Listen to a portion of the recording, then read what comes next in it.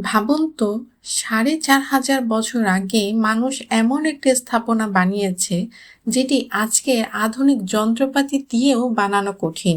২ থেকে ৭০ টনের পাথর, শত ফুট উঁচু, এত নিখুঁতভাবে তৈরি যা আজও বিজ্ঞানীদের মাথা ঘুরিয়ে দেয়। প্রশ্ন একটাই, কিভাবে? মানুষ নাকি কোনো হারানো প্রযুক্তি? চলুন ডুব দেই পিরামিডের নির্মাণ রহস্যে, যা আজও বিজ্ঞানীদের হতবাক করে।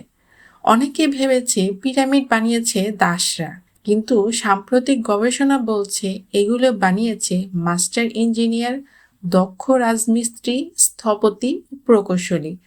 তারা কাজ করত পালা করে, অনেকে রাজশ্রমিক, অনেকে পেশাদার। পুরো কায়রোর পাশে ২০,০০০ থেকে ৩০,০০০ কর্মী বসবাসের জন্য বানানো হয়েছিল আলাদা শহর। প্রতিটি পাথরের ওজন ২ থেকে ৩ টন, কিছু পাথর ৪০ টন পর্যন্ত। তাহলে এগুলি আনা হতো কিভাবে? গিজার পিরামিডের বেশিরভাগ পাথর কাটা হতো কাছের পাহাড় থেকে। সবচেয়ে রহস্যময়, পিরামিডের ভেতরের চেম্বার তৈরিতে ব্যবহৃত গ্রানাইট, যা এসেছে ৮০০ কিলোমিটার দূরের আসওয়ান থেকে। বিজ্ঞানীরা মনে করেন শীতকালে যখন নীল নদের জলস্তর বাড়ত, তখন বড় বড় নৌকার মাধ্যমে পাথর ভাসিয়ে আনা হতো। লোহার যন্ত্র তখনও আবিষ্কার হয়নি।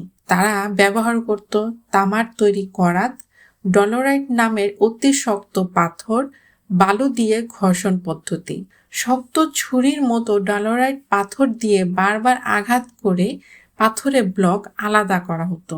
এতে সময় লাগতো, কিন্তু ছিল অত্যন্ত নিখুঁত। সবচেয়ে আশ্চর্যের বিষয়, পিরামিডের উচ্চতা প্রায় ৪৮০ ফুট। সেখানে ২ থেকে ৩ টনের পাথর কিভাবে উঠল? বিজ্ঞানীদের মতে ৩টি সম্ভাবনা আছে এখানে। ১. সরল র্যাম্প, অর্থাৎ ভূমি থেকে ধীরে ধীরে উঁচু করা বিশাল কাদার র্যাম্প। কিন্তু সমস্যা, এত বড় র্যাম্প বানাতে যে পরিমাণ মাটি লাগতো তা প্রায় পিরামিডের সমান। ২. সর্পিল র্যাম্প, পিরামিডের চারপাশে ঘুরে ঘুরে পথ তৈরি, এতে পাথর তুলতে সুবিধা হতো। ৩. লিভার বা কাঠের স্কিড, কাঠের স্লেটে পাথর রাখা হতো, তারপর বালির উপর পানি ঢেলে বর্ষণ কমানো হতো, যা প্রাচীন এক ছবিতে দেখা যায়। ২০২৪ সালের এক এক্সপেরিমেন্টে দেখা গেছে মাত্র ১০ থেকে ১২ জন লোক ২ থেকে ৩ টনের পাথর টানতে পারে, যদি বালিতে পানি ঢালা হয়। গিজার পিরামিড উত্তর দিক থেকে ০.০৬ ডিগ্রি ত্রুটি নিয়ে নির্দেশ করে।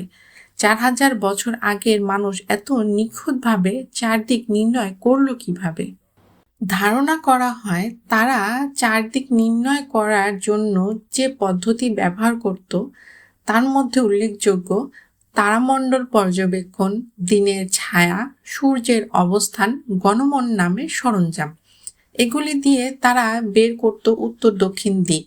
আরেকটি অবাক করা ব্যাপার, পিরামিডের প্রতিটি ব্লকের মধ্যে যে ফাঁকা জায়গা আছে সেখানে ব্যবহৃত মর্টার এত শক্ত, আধুনিক প্রযুক্তি দিয়েও সেই একই উপাদান বানানো যায় না।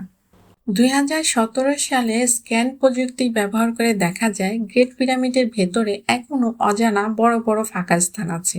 কি ছিল এর ভিতরে তা এখনো সবার অজানা। অনেকে বলে এত নিখুঁত স্থাপত্য মানুষ বানাতে পারে না, কিন্তু আধুনিক গবেষণা বলছে এগুলো মানুষই বানিয়েছে। তাদের গণিত, জ্যোতির্বিদ্যা, স্থাপত্য জ্ঞান ছিল অবিশ্বাস্য পর্যায়ে।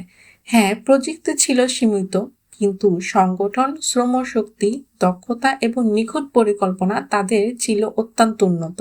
পিরামিড মানুষকে তার সীমাবদ্ধতা মনে করিয়ে দেয় এবং আবার প্রমাণ করে মানুষ চাইলে অসম্ভবকেও সম্ভব করতে পারে। পিরামিডের রহস্য আজও পুরোপুরি উন্মোচন হয়নি, কিন্তু এক সত্য চিরদিন থাকবে, এগুলি মানুষ নির্মাণ ইতিহাসের সবচেয়ে বড় বিস্ময়।